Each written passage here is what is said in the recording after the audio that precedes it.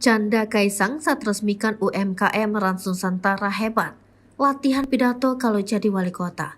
Putra bungsu Presiden Joko Widodo, Kaisang Pangarep bercanda saat meresmikan sebuah UMKM dan diberi kesempatan untuk berpidato di depan tamu undangan.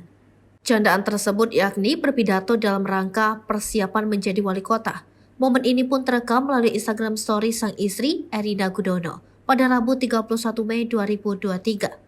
Awalnya Kaisang yang pada momen tersebut didampingi Raffi Ahmad berterima kasih lantaran sudah diberi kesempatan untuk berpidato.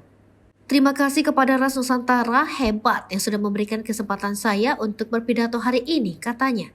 Kemudian dirinya menyebut bahwa kesempatan pidato tersebut adalah momen latihan ketika dirinya menjadi wali kota. Karena ini kesempatan pidato saya pakai untuk saya latihan nanti kalau jadi wali kota, tuturnya.